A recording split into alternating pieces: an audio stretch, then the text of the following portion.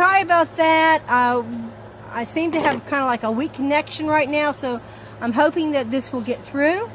I am going to be talking about God set up some very basic principles and boundaries for us to live by. And everybody knows them as the 10 Commandments. Well, a lot of people don't realize that in the first 5 books of the Bible, God actually gave 618 commandments. But we focused on the 10 because those are the 10 easiest ones to remember. Well, we all know about not to kill, not to commit adultery, don't steal, and so forth. Honor thy father and mother, particular one. And that is verse 17. Now I'm in Exodus 20, verse 17. It says, thou shalt not covet thy neighbor's house, thou shalt not covet thy neighbor's wife, nor his manservant, nor his maidservant, nor his ox, nor his ass, nor anything that is thy neighbor's. And, you know, a lot of people don't realize that today's modern day advertisement, I took years and years ago in college, I took marketing and economics and so forth, and one of the things they talked on was creating a demand, which creates a need. Well, when you look across at your neighbor's house and say, man, that's a mighty fine house over there, I think I should have something like that. I work hard too. Well, you're covenant. Or here, you know, here's another case. Having, you know, being a Christian, being married to a non-believer creates a problem. God says don't be unevenly yoked, and there's a reason for that. Because even though he gives us the grounds of being sanctified, because the believing spouse sanctifies the marriage, it causes a problem. Because when you look over at a married couple that both are trusting and believing God and are praying, then you're thinking, oh man, I wish my husband would kneel with me in prayer. And I desire to have that same kind of marriage where it's a totally, you know, problem is now you're setting yourself up for discontentment within your marriage. There's a reason why God says don't be desiring and looking after somebody else's belongings. I'm going to be using, I don't know if you can see this, I'm going to kind of give you a quick glance down.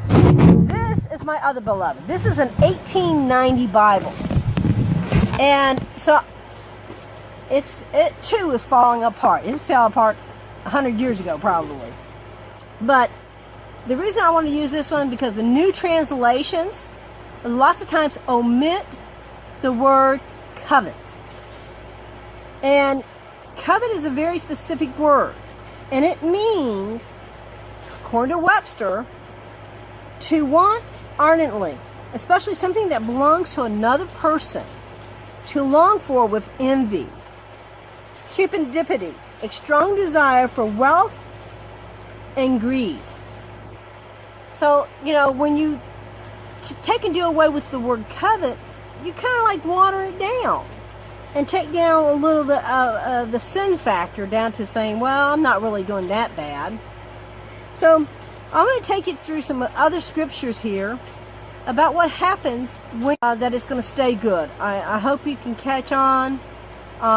It keeps going in and out, but I'm praying that I have a good, strong signal. So now I want to go over here I'm going to go to like you heard me say, it says here to covet. Well, in Deuteronomy 5:21, it says here, neither shalt thou desire to covet thy neighbor's house, his field, his manservant, his maidservant, his ox, his ass, or anything that is thy neighbor. Here they give the word desire. So you can see the word covet comes in play with the word desire. It creates a desire. When you're looking at something that's not yours and you're wanting it, and not all desire is bad. If you desire the things that God has provided for you, if you desire the wholesome gifts that God has provided. But when you desire something that's not yours and you're trying to find a way to make it yours, and you're wanting to try to covet somebody else's blessing. You know, there's a lot of people out there that God is blessed to do a specific work for Him. And then when you desire to do that person's ministry and not what God has created for you to do, then you're setting yourself up for a problem with yourself, and because you're not following after what God has set for you. It says, God says, His word says He reigns on the just and unjust. You can't say, well, there's these people over here, Lord, that they have this fancy house and this great car and they have all this stuff. Here I am, I'm living for you, God, and I'm barely getting by. And you start wanting what that person has. Well, you don't know the headaches that that person has from the way they obtained it. And you don't know what kind of walk they're going to have. Because if they're not walking out for God, then that means that they've got a certain reward that I don't think you really want to have. I don't think you want to go and burn in a pit of fire. So, keep freezing up. We're going to go over here to Micah, verse 2. Let me get over here.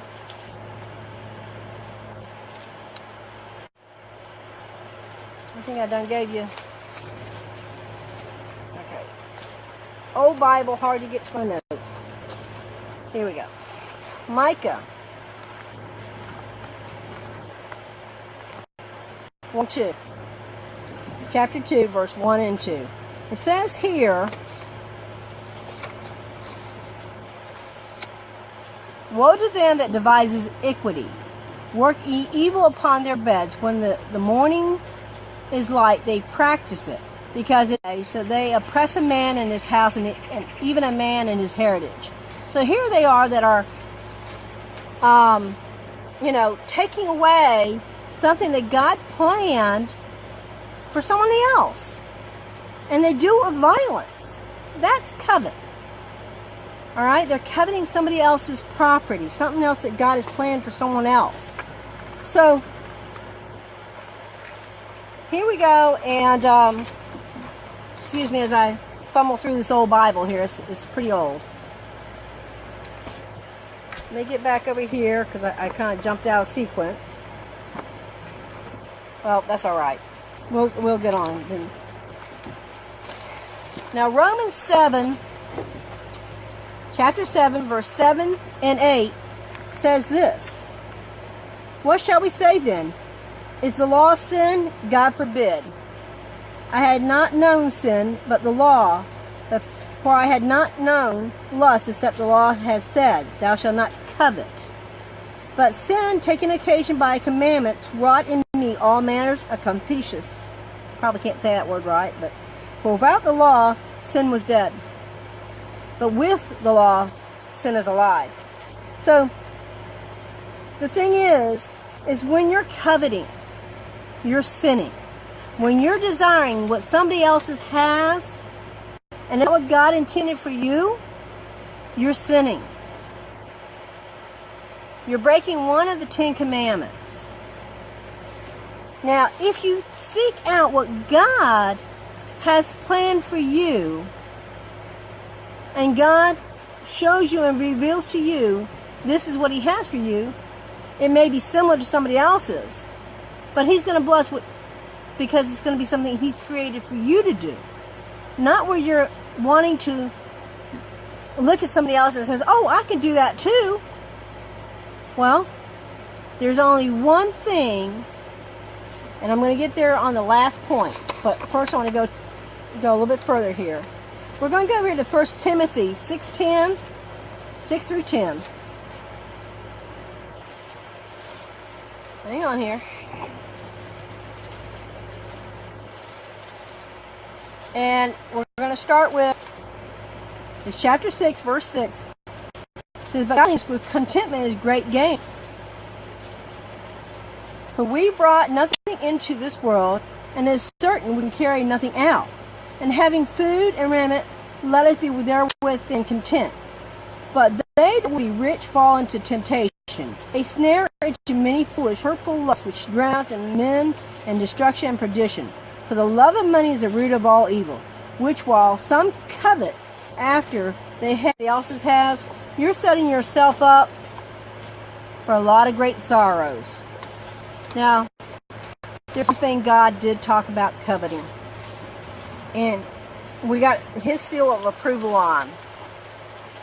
And that is in 1 Corinthians chapter 12, verse 31.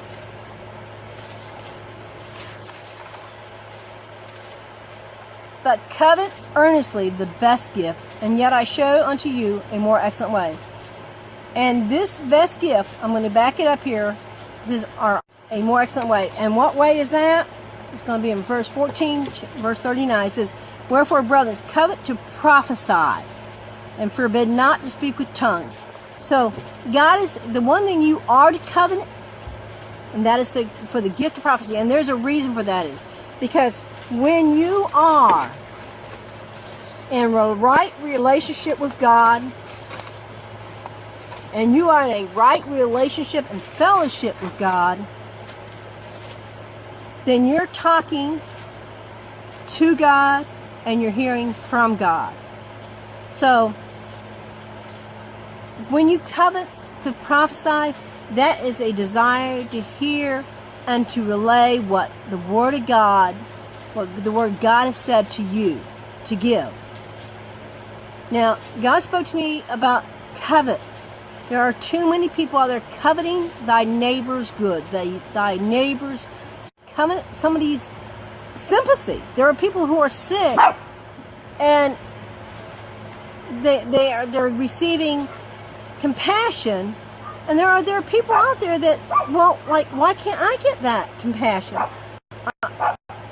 I'm just as sick. Just you don't covet. You don't desire the compassion that's designed for somebody who's sick.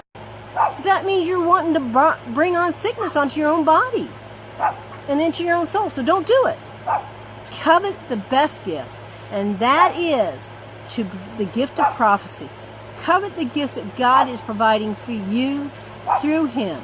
Covet what God has for you.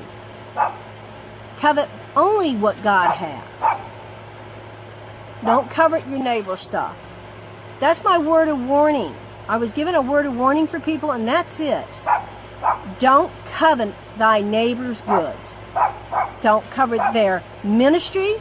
Don't covet their blessings. Seek the blessings that God is providing for you personally. They are yours. I hope this message has reached the person that God was trying to reach. I hope and pray that